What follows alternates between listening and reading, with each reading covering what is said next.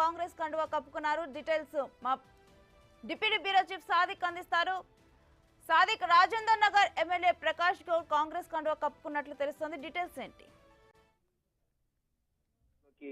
Rajendra Nagar BRS MLA Prakash Goud కొద్దిసేపు క్రితమే ముఖ్యమంత్రి రేవంత్ రెడ్డి సమక్షంలో కాంగ్రెస్ పార్టీలో చేరడం జరిగింది. ఎమ్మెల్యేతో పాటుగా కాంగ్రెస్ లో ఆయన అనుచరులు కూడా ఈ రోజు జైన్ కావడం అన్నది ప్రాధాన్యత సంతరించుకుంది. దీంతో బీఆర్ఎస్ పార్టీకి జిహెచ్ఎంసీలో భారీ ఎదురు దెబ్బ తగలబోతుంది. తొలుత అయితే రాజేంద్ర నగర్ ఎమ్మెల్యే ప్రకాష్ గౌడ్ అయితే ఈ రోజు చేరడం జరిగింది. ఆ తర్వాత Serilingampally BRS MLA, Quthbullapur BRS ఎమ్మెల్యేతో పాటు ఉప్పల్, ఎల్బీ నగర్, కేపీహెచ్పీ సంబంధించినటువంటి కూకట్పల్లి ఎమ్మెల్యేలు కూడా ఈ మిగతా నలుగురు కూడా 2-3 రోజుల్లో కాంగ్రెస్ పార్టీలో చేరేందుకు సర్వం సిద్ధం చేస్తా ఉన్నారు. సో దీంతో బీఆర్ఎస్ పార్టీ రోజు రోజుకు తన యొక్క బలాన్ని తగ్గించుకుంటుంది. ఇప్పటికే బీఆర్ఎస్ సంబంధించినటువంటి ఎమ్మెల్యేలు కాంగ్రెస్ లో చేరిన వారి సంఖ్య ప్రకాష్ గౌడ్ తో 8కి చేరింది. తొలుత దానం నాగేందర్, కడియం చియరి, తెల్లం వెంకట్రావు, పోచారం శ్రీనివాసరెడ్డి, సంజయ్ కుమార్, కాళయాదయ, బండ్ల కృష్ణమోహన్ రెడ్డి తర్వాత రాజేంద్ర నగర్ ఎమ్మెల్యే ప్రకాష్ గౌడ్ తో 8 మంది కాంగ్రెస్ పార్టీలోకి చేరడం జరిగింది. మరోవైపు 6 ఎమ్మెల్సీలు కూడా ఇప్పటికే కాంగ్రెస్ పార్టీలో చేరిన సందర్భం ఉంది.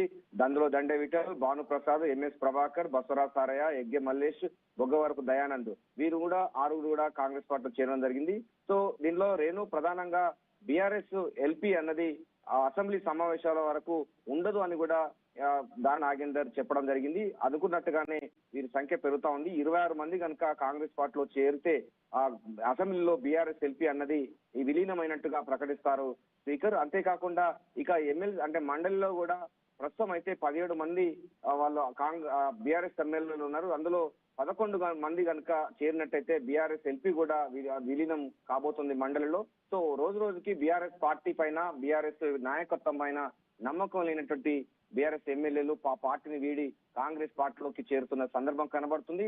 మరోవైపు బీఆర్ఎస్, బీజేపీ ఒకటే మిలాఖత్ అవుతున్నటువంటి వాదనలు, అదేవిధంగా వార్తలు వస్తున్న నేపథ్యంలో తమ ఉనికి కోసం, తన యొక్క రాజకీయ భవిష్యత్ కోసం బీఆర్ఎస్ పార్టీని వీడి ఎమ్మెల్యేలందరూ కూడా కాంగ్రెస్ పార్టీకి ర్యాలీ అవుతున్నారు. ముఖ్యమంత్రి రేవంత్ రెడ్డి ప్రజలతో మమేకమై ఉండడం, అదేవిధంగా మంత్రులను, ఎమ్మెల్యేలను ప్రతి వారిని కూడా కలవడం అన్ని కూడా వాళ్ళందరూ ఆకర్షితులు అవుతున్నారు. 6 గ్యారంటీ స్కీమ్స్ అమలవుతున్న తీరుతెన్నులు అన్నిటి కూడా ఆకర్షితులు అవుతున్నటువంటి బీఆర్ఎస్ ఎమ్మెల్యేలు అందరూ కూడా కాంగ్రెస్ పార్టీలోకి చేరుతున్న సందర్భం మనకు కనబడుతుంది. రేణు, షేర్లింగంపల్లి ఎమ్మెల్యే కూడా బీఆర్ఎస్ పార్టీని వీడనున్నారా?